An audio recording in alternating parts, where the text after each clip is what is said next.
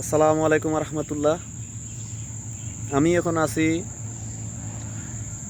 মিরসরাই থানার শাহেরখালীর বঙ্গোপসাগর উপকূলীয় বন, ম্যানগ্রোভ ফরেস্ট যেটাকে বলে। ম্যানগ্রোভ ফরেস্টের ভিতরে দেখুন আমার পিছনে এই গাছটা হচ্ছে বাইন গাছ। এটার নাম হচ্ছে বাইন গাছ। তো আমি আপনাদেরকে ক্যামেরা ঘুরিয়ে দেখাচ্ছি অপরূপ সৌন্দর্য। আপনার সুন্দরবনের যে একটা পরিবেশ সেম একদম সব কিছুই সুন্দরবন এখানে একদম, শুধু এখানে হিংস্র প্রাণী বাঘটা নেই। তো এখানে বাইন গাছ আছে, কেওড়া গাছ আছে। কেওড়া গাছ আমি সামনে পড়লে দেখাবো আপনাদেরকে। এই কেওড়া গাছ এখানে ছোট্ট কেওড়া গাছ আছে, বড় কেওড়া গাছ দেখাবো। আর এটা হচ্ছে কাটা, পাতা কাটা বলি আমরা, এটার বৈজ্ঞানিক নাম জানি না। আর এখানে কিছু উভচর মাছ আছে, দেখুন লাফাচ্ছে লাফাচ্ছে। আমি আপনাদেরকে দেখানোর চেষ্টা করব। এই যে দেখেন লাফাচ্ছে, এগুলা কিন্তু পানিতে এবং সমতলে, মানে পানি ছাড়া ও এরা বাঁচতে পারে। তো এটা একটা আশ্চর্যজনক একটা মাছ, পরিবেশের সাথে এখানকার পরিবেশের সাথে খাপ খেয়ে গেছে। এবং এখানে ছোট ছোট অনেক প্রাণী এবং পশু পাখির বসবাস। এই যে মাছ দেখেন, এগুলো ডাউর মাছ বলে। ডাউর মাছ, ডাউর মাছের বিভিন্ন শ্রেণী, বিভিন্ন শ্রেণীর ডাউর মাছ আছে। এটা হচ্ছে গোয়া গাছ বলি আমরা, গেওয়া গেওয়া গাছ। আর এখানে কিছুক্ষণ আগে জোয়ার আসছিল। জোয়ার যখন আসে সমুদ্রের পানিটা ফুলে ওঠে, এখানে প্লাবিত হয়। এখানে পানিটা দেখুন, পানির ছক আছে এই পর্যন্ত। এই জোয়ার আসছিল, পানির লেভেলটা এই পর্যন্ত। আর এখানকার প্রাণীদের একটা বিশেষ বৈশিষ্ট্য আছে। সেই বৈশিষ্ট্যটা হলো, আপনি যখন জোয়ার আসবে তখন এখানকার প্রাণীগুলা এগুলো বুঝে কখন জোয়ার আসবে, জোয়ারের সময় কখন। তখন তারা কি করে নির্দিষ্ট একটা এবং জোয়ারটা কতটুকু উঠতে পারে এটা ওদের ধারণা আছে। আল্লাহ তাদেরকে এই বিশেষ একটা গুণ দিয়ে সৃষ্টি করেছেন। আমি আপনাদেরকে এখন দেখাতে পারবো না, যেহেতু এখানে আমি শামুকগুলো পাচ্ছি না। সুন্দর একটা শামুক আছে, এই শামুকগুলা আপনার কাদার ঘুরে বেড়ায়, সুন্দর কাদার ভিতরে ঘুরে বেড়ায়। যখন জোয়ার আসার সময় হয়, এই শামুকগুলো এই গাছের উপরে উঠে যায়। গাছের উপরে নির্দিষ্ট মানে নিরাপদ দূরত্বে উঠে বসে থাকে এই শামুকগুলো। এবং এখানে একটা নরম তুলতুলে একটা প্রাণী আছে, শামুকেরই মতো, তবে খোলস ছাড়া। এটাকে আমরা গ্রামীণ ভাষায় আমরা চাট বলে থাকি। ওই চাটগুলো নির্দিষ্ট দূরত্বে ওরা উঠে ওখানে বসে থাকে। এখানে জোয়ার সর্বোচ্চ জোয়ারটা এখানে উঠছে দেখেন। এই যে এখানে প্রমাণ আছে এই পর্যন্ত, মানে 3.5 হাত, মানে আমি ডুবে যাব এখানে। যখন এই বড় জোয়ারটা আসছে আমাবস্যা এবং পূর্ণিমায়, যখন একটা বড় জোয়ার হয়, এটাকে আমাদের আঞ্চলিক ভাষায় বলা হয় জোয়ার। তো এই জোয়ারটা যখন উঠে সর্বোচ্চ উঠে এখানে, এইটা একটা বাইন গাছ, এটা অনেক বড় একটা গাছ। এখানে লবণাক্ত মাটিতে এরা বেশিরভাগই জন্মে। তো এখানে অনেক মাছ এই এখানকার বনটা এক সময় অনেক গহীন বন ছিল। এখন আমাদের বাংলাদেশ সরকার যেহেতু এখানে মিরসরাই ইকোনমিক জোনটা বানিয়েছে, এখানে অনেক বন উজাড় করে ফেলা হয়েছে, যার কারণে বনের এরিয়াটা কমে আসছে। একদম পুরো বনটাই নিয়ে নেওয়া হয়েছিল। এখন বেড়িবাঁধটা দেওয়ার ফলে বেড়িবাঁধের পশ্চিম পাশে যে অংশটা আছে সমুদ্রের, ওই সমুদ্রটা পলি মাটি জন্মে প্রায় 1 কিলোমিটার মতো ভরাট হয়ে গেছে। আজকে 3 থেকে 4 বছর হবে, 3-4 বছরের মধ্যে 1 কিলোমিটার বড় হয়ে গেছে। এখানেই আবার এই ম্যানগ্রোভ ফরেস্টটা জন্ম নিয়েছে। তো এখানে আসলে এই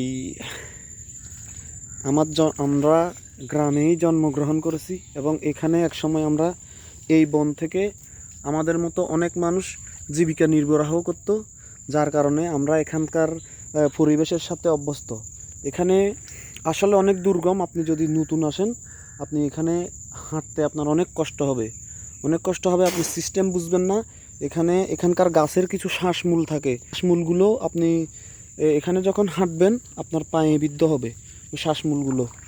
এখানে দেখুন, আমরা একসময় এগুলো হচ্ছে বয়া, মানে এগুলো জালকে ভাসিয়ে রাখার জন্য এগুলো ব্যবহার করা হয়। যেহেতু এটা সমুদ্র উপকূলীয় বন, জাল থেকে যেগুলো ছিঁড়ে যায় এই বয়াগুলো উপকূলের দিকে ধেয়ে আসে। আমরা এগুলোকে নিয়ে ছোটোবেলায় আমরা মাটির ব্যাংক বানাতাম, মাটির ব্যাংকের বিকল্প হিসেবে এটা ব্যবহার করতাম। তো অনেক দিন পর আমরা যেহেতু এখন বিভিন্ন চাকরি বাকরিতে চলে গেছি, আমরা এখন আর এখানে আসা হয় না। আজকে আমার খুব ভালো লাগতেছে। আসলে আমরা জীবিকার তাগিদে আমরা এখান থেকে দূরে চলে গেছি, কিন্তু আমাদের এই মাটি, এই পরিবেশ, এই বন আমাদেরকে সব সময় আকৃষ্ট করে। আজকে আমি অনেক খুশি, অনেক দিন পর আমি আমাদের চিরচেনা এই পরিবেশে এসেছি। তাই আমি আমার ছোটো ভাইদেরকে উপরে বেড়িবাঁধের ওখানে রেখে আমি চলে আসলাম একটা আমাদের অতীতের কিছু স্মৃতি চারণ করার জন্য। আমরা এখান থেকে আগে করতাম। এখানে এই বাইন গাছের যে শুকনো ডালগুলো আছে, এই যে শুকনো ডাল দেখেন, এই যে এখানে শুকনো ডাল, এই শুকনো ডালগুলো আমরা কেটে লাকড়ি সংগ্রহ করতাম। এখান থেকে লাকড়ি সংগ্রহ করে আমরা এগুলো নিয়ে জীবিকা নির্বাহ করতাম। যেহেতু আমাদের এখানে একসময় অধিকাংশ মানুষই ছিল মধ্যবিত্ত এবং হতদরিদ্র। তো আমরা এখান থেকে আমরা অনেক উপকৃত হয়েছি পরিবেশ থেকে। এই গাছগুলা অনেক শক্ত, এই গাছগুলো ব্যবহার করা হয়, যদিও সরকারি, এগুলো অবৈধ। তারপরেও অসহায়, দুস্থ, তারপর হতদরিদ্ররা এখান থেকে বিভিন্নভাবে উপকৃত হয়। এখানে আরও অনেক রকমের পেশা আছে, যেমন মনে করেন মৎস্যজীবী। এখান থেকে আপনারা যারা সমুদ্র পাড়ের মানুষ, তারা অবশ্যই জানবেন